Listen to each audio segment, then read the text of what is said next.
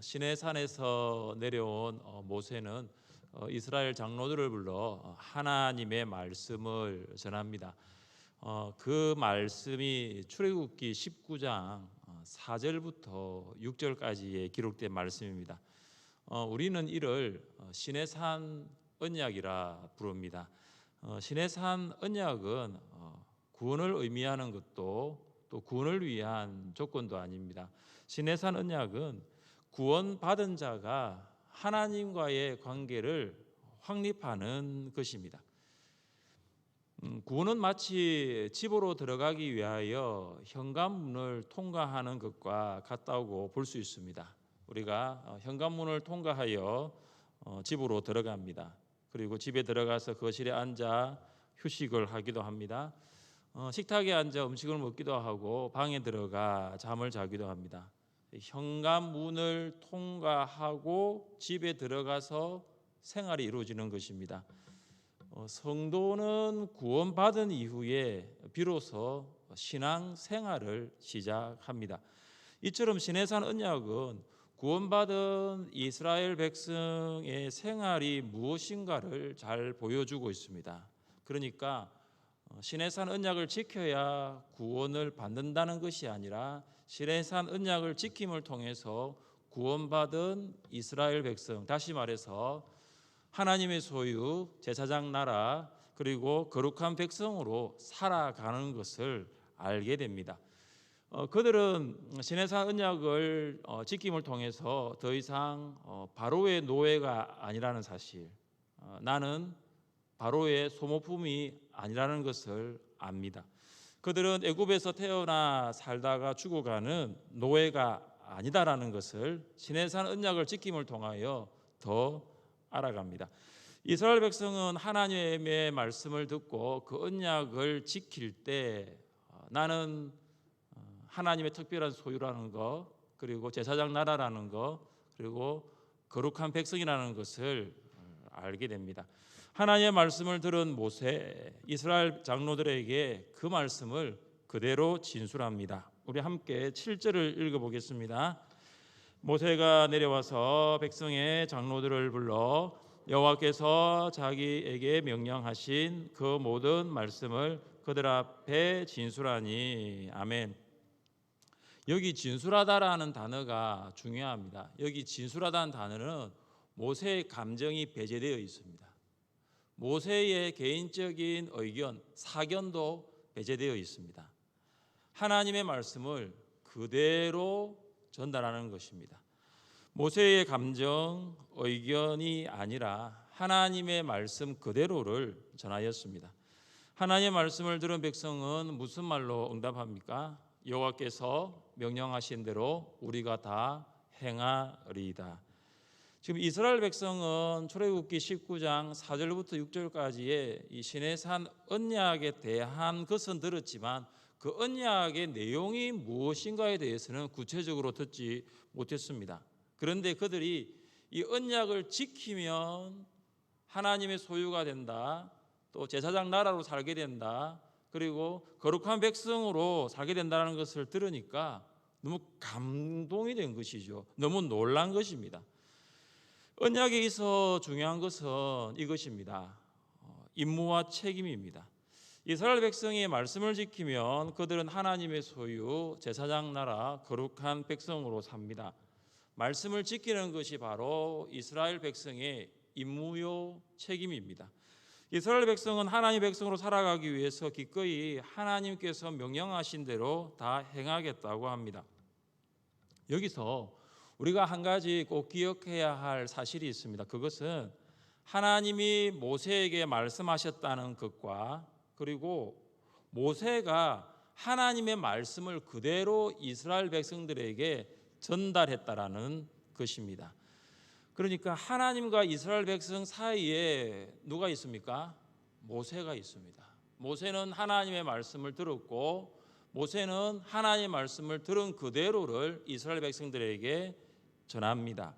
그래서 모세는 하나님의 메시지를 전하는 하나님의 메신저입니다. 메신저가 참 중요합니다. 메신저가 메시지를 전하지 않으면 사람들은 그 메시지를 알 수가 없습니다. 여러분 휴대폰 사용하시지요? 휴대폰을 사용하시는 많은 분들이 메신저라는 사실을 아십니까? 메시지를 전하시는 분들이 휴대폰을 사용하시는 분들 중에 참 많습니다. 메시지를 복사하고 전달하기도 하고 공유하지 않습니까? 내용이 아무리 긴 메시지라도 전달하고 공유하는 데 걸리는 시간은 불과 몇 초밖에 되지 않습니다. 그리고 여러분 좋은 내용이 있으니까 여러분 그 내용을 전달하잖아요. 그리고 어떤 분은 너무 좋은 내용이니까 이런 말도 덧붙이시더라고요. 이 메시지를 받으신 후 10분 이상의 아는 분과 꼭 공유해 주시기 바랍니다. 이제 본인이 받았다면 이제 좀 공유해 주시라고 10명 이상 그러면 또 10명 이상 이렇게 또 공유를 하지 않습니까? 사랑하는 성도 여러분, 우리는 휴대폰의 메신저가 아니라 하나님의 메신저, 말씀의 메신저, 복음의 메신저입니다. 모세가 하나님의 메시지를 받은 후 이스라엘 백성들에게 전하지 않았더라면 어떻게 되었을까요? 출애굽기 19장 4절부터 6절까지 말씀을 모세가 받았는데 그 말씀을 전하지 않았더라면 이스라엘 백성들은 어떻게 되었을까요? 알지 못합니다. 근데 모세는 시내산에서 내려오자마자 이스라엘 백성들에게 바로 하나님의 메시지를 전합니다. 그리고 이스라엘은 우리가 다 행하리이다 즉각적인 반응을 보입니다. 우리의 책임은 하나님의 메시지를 전하는 것입니다. 그러나 메시지의 반응은 우리의 책임이 아닙니다. 전파하는 자가 없이 어찌 들으리요. 여러분 하나님의 말씀을 받으셨다면 그 말씀을 전하는 하나님의 메신저가 될 수 있기를 바랍니다. 지난주 토요일 공기청정기 정기점검을 위해서 교회를 찾아온 케어 매니저에게 말씀을 전했습니다. 예수님 믿고 구원받으세요. 그러니까 이 케어 매니저가 무슨 말을 했을까요? 먹고 사는 일이 바빠서요. 먹고 사는 일이 예수님을 믿는 것보다 먹고 사는 것이 예수님보다 더 우선된다는 것입니다. 그래도 우리의 책임은 예수님을 전하는 것입니다. 여러분은 예수님을 전하는 메신저입니까? 모세는 백성의 반응을 하나님께 전달하기 위해 다시 시내산으로 올라갑니다. 하나님은 빽빽한 구름 속에 나타납니다. 이걸 하나님의 임재라고 부릅니다. 이스라엘 백성은 갑자기 시내산에 구름이 빽빽하게 모이는 것을 봅니다. 이 광경은 일반적인 광경이 아닙니다. 백성은 그 빽빽한 구름에 하나님이 임하신다. 그 빽빽한 구름이 하나님의 임재하심이다라는 것을 알고 있습니다. 이스라엘 백성은 하나님의 임재를 통한 모세가 전달하는 메시지가 사람의 말이 아니라는 사실, 모세가 전하는 이 말이 하나님의 말씀이라는 것을 그 빽빽하게 임하는 구름을 통해서 알게 됩니다. 조금의 의심도 없이 모세가 전하는 말씀에 순종합니다. 이스라엘 백성은 하나님의 언약을 듣고 지키겠다고 동의합니다. 하나님은 모세에게 이제 내가 3일 후에 시내산에서 이스라엘 백성을 만나겠다고 하십니다. 이스라엘 백성은 하나님을 만나기 위해서 준비해야 합니다. 준비 없이는 하나님을 만날 수가 없습니다. 이스라엘 백성이 하나님을 만나기 위해서 준비해야 하는 일이 있는데 그 일이 무엇입니까? 첫째, 이스라엘 백성은 하나님을 만나기 위하여 경계선을 세워야 합니다. 하나님을 만나는 것과 경계선을 세우는 것은 어울리지 않아 보입니다. 경계선은 마치 하나님을 만나는 데 불필요한 장애물과 같이 보입니다. 경계선을 사이에 둔 하나님과 이스라엘 백성의 만남이 사뭇 이상하지 않습니까? 우리 함께 12절을 읽겠습니다. 너는 백성을 위하여 주위에 경계를 정하고 이르기를 너희는 삼가 산에 오르거나 그 경계를 침범하지 말지니 산을 침범하는 자는 반드시 죽임을 당할 것이라. 아멘. 하나님은 모세에게 시내산에 임재할 것을 알려주시고 백성을 위하여 산 주위에 경계선을 세우라 하십니다. 이 경계선은 거룩한 신성구역의 설정을 말합니다. 이스라엘 백성은 시내산 주위에 세워진 이 경계선을 결코 침범해서는 안 됩니다. 이 경계선을 들어오는 사람이든지 짐승이든지 돌과 화살에 맞아 죽임을 당합니다. 이 처벌에는 사람이나 짐승이나 예외가 없습니다. 사랑하는 성도 여러분, 하나님은 왜 이스라엘 백성이 시내산으로 접근하지 못하도록 경계선을 정하라고 하였을까요? 하나님이 임재하시는 장소가 거룩하기 때문입니다. 하나님이 임재하시는 장소는 어느 곳이든지 거룩한 장소가 됩니다. 왜냐하면 하나님이 거룩하시기 때문입니다. 시내산이 거룩한 산이 아닙니다. 하나님이 그곳에 임재하시니 시내산이 거룩한 산이 되는 것입니다. 거룩하지 못한 이스라엘 백성이 하나님이 임재하시는 거룩한 장소로 접근하는 것은 하나님의 거룩성을 범하는 행위가 됩니다. 하나님이 임재하시는 장소에는 어떠한 부정한 것도 들어갈 수 없습니다. 우리는 하나님이 이스라엘 백성들에게 이 시내산에 접근하지 못하게 하는 것을 보면서 한 가지 알아야 될 사실이 있습니다. 그것은 뭐냐면 하나님과의 만남이 얼마나 엄숙한가를 알아야 합니다.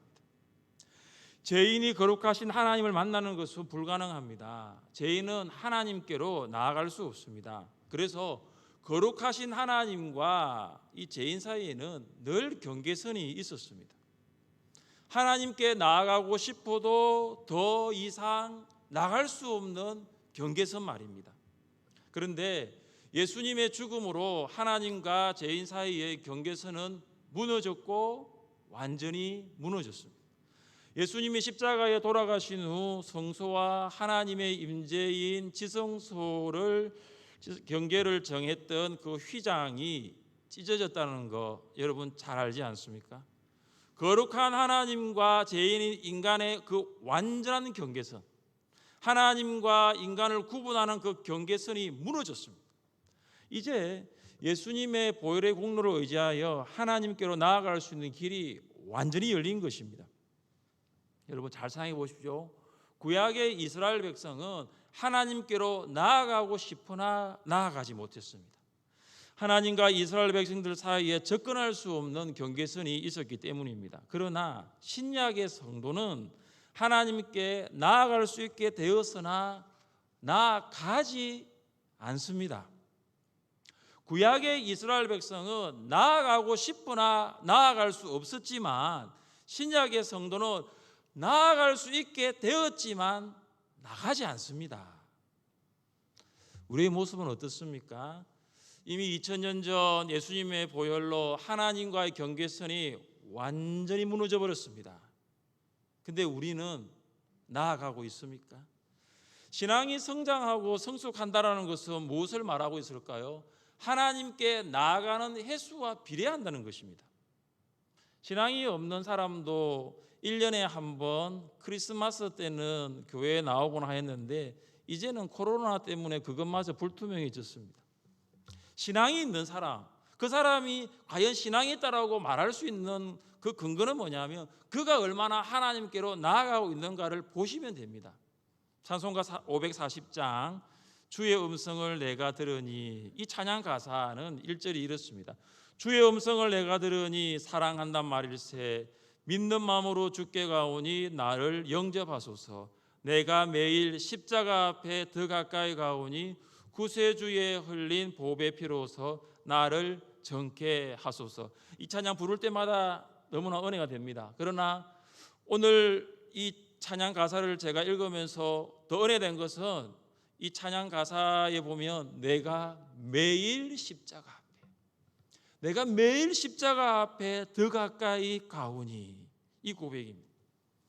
우리는 예수님의 보혈의 공로를 의지하여 언제 나갈 수 있습니까? 매일 나갈 수 있습니다. 하나님께로 나아가는 경계선이 없어졌으니 나아가지 못할 이유가 없습니다. 우리는 언제든지 하나님께로 갈 수 있습니다. 코로나로 인해서 외부인의 출입 금지를 위해 본당 문을 닫아놓는 교회, 아예 교회 문을 닫는 교회들이 많아졌다고 합니다. 충분히 이해가 됩니다. 외부인이 출입하여서 혹 모를 일들이 있기 때문에 선제적으로 예방하는 차원 충분히 이해가 됩니다. 그러나 우리 교회는 본당 문을 닫은 적이 없습니다. 여러분 평일에 교회 와 보셨습니까? 낮 시간에 교회 와 보셨습니까? 오후에 교회 와 보셨습니까? 늘 본당 문은 열려 있습니다. 언제든지 나올 수 있는 것입니다. 여러분이 언제든지 하나님께로 나아가기를 원한다면 교회 문은 항상 열려 있습니다.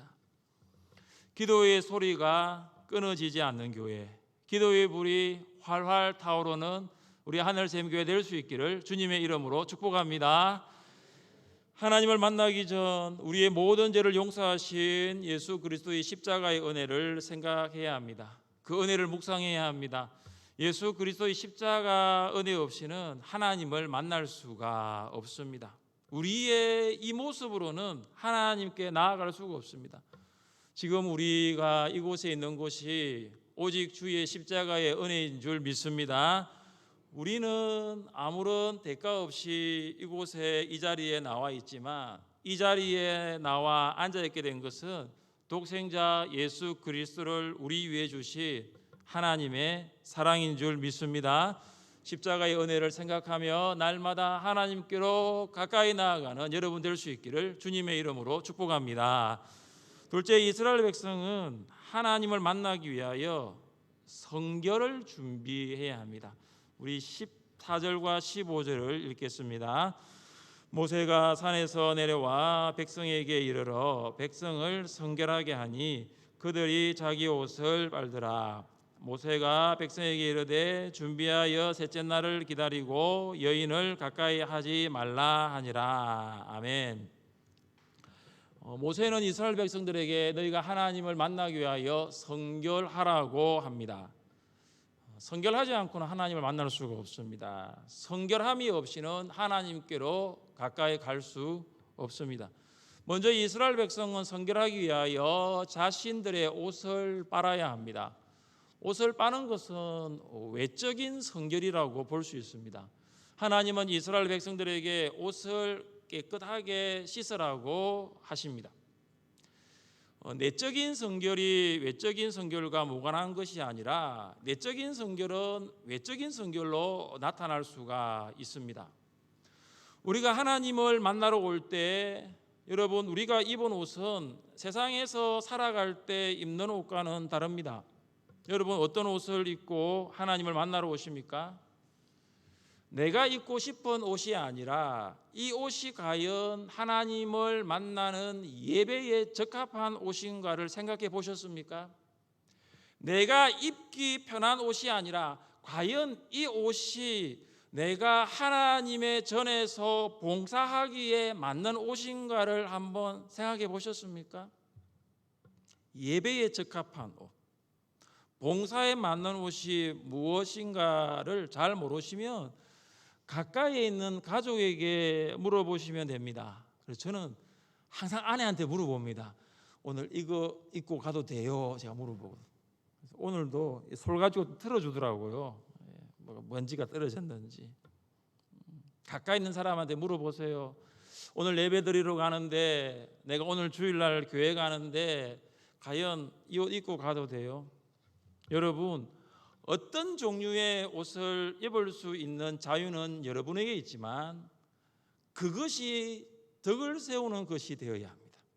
모든 것이 가나 모든 것이 덕을 세우지 않을 수 있기 때문입니다. 내적인 성결과 관련해서는 이스라엘 백성은 여인을 가까이 하지 말아야 합니다. 여기 여인은 아내를 말합니다. 이스라엘 남편은 아내와 부부 관계를 가져서는 안 됩니다. 일반적인 상황에서 하는 말이 아닙니다. 아주 특별한 상황입니다. 하나님을 만나러 가기 위하여 성결이 그만큼 엄중하고 그만큼 성결이 특별하다는 것입니다. 그래서 내적인 성결은 몸을 성결하게 하는 것입니다. 율법에 따르면 유출병이 있는 여인과 접촉한 사람은 두 가지 해야 할 일이 있습니다. 하나는 뭐냐 하면 옷을 빨아야 합니다. 또 하나는 몸을 씻는 것입니다. 유출병이 있는 여인이 침상에 앉은 사람도 마찬가지고요. 유출병이 있는 여인이 탔던 안장에 앉은 사람도 마찬가지입니다. 꼭 두 가지 해야 됩니다. 옷을 빨아야 하고 몸을 씻어야 합니다. 옷을 빠는 것은 외적인 성결이고 몸을 깨끗하게 하는 것은 내적인 성결입니다. 그러나 여기에서 한 걸음 더 나아가야 합니다. 우리는 단순하게 내가 옷을 단정하게 입고 내가 몸을 깨끗하게 한다는 것에 있어서 하나님을 만나는 것으로 끝나서는 안 됩니다. 한 가지 더 해야 될 사실이 있습니다. 그것은 마음을 성결하게 해야 합니다. 우리 함께 말씀을 읽어보겠습니다. 그러므로 형제들아 내가 하나님의 모든 자비하심으로 너희를 권하노니 너희 몸을 하나님이 기뻐하시는 거룩한 산 제물로 드리라. 이는 너희가 드릴 영적 예배니라. 너희는 이 세대를 본받지 말고 오직 마음을 새롭게 함으로 변화를 받아 하나님의 선하시고 기뻐하시고 온전하신 뜻이 무엇인지 분별하도록 하라. 아멘.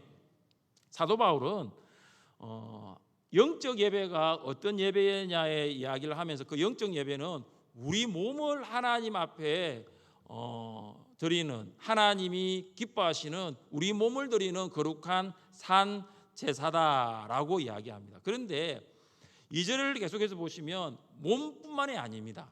뭐냐 하면은 마음입니다. 오직 마음을 새롭게 함으로, 바울은 몸으로 드리는 예배와 동시에 마음을 새롭게 하여 변화를 받으라고 권면합니다. 몸과 마음이 새로워지는 것, 몸과 마음이 성결하게 되는 것, 이것이 바로 전인적인 성결, 전존재적 성결입니다. 사랑하는 성도 여러분, 하나님을 만나러 올 때 준비하고 오십시오. 그냥 오지 마십시오. 몸과 마음을 깨끗하게 하고 성결하게 하십시오. 몸은 물로 깨끗하게 하시고 마음은 예수님의 보혈로 성결하게 하십시오. 그리고 하나님을 만나기 위하여 기도로 준비하십시오. 하나님께서 이스라엘 백성들에게 3일이라는 시간을 주었습니다. 내가 3일 후에 너희가 있는 곳에 임재하겠다고 하십니다. 하나님과의 만남은 한편으로는 기대가 되면서도 또 한편으로는 두렵습니다. 기도로 준비하지 않으면 하나님을 만날 수가 없습니다. 그래서 우리는 기도로 주일을 준비합니다. 기도로 예배를 준비합니다. 거룩한 준비를 통하여 하나님을 만나는 여러분 되시기를 주님의 이름으로 축복합니다. 우리 자리에 일어나셔서 함께 찬양하겠습니다. 오직 주의 은혜로 지금 여기 서 있네. 한없는 경배 한없는 찬양 내 영혼 예배드리네.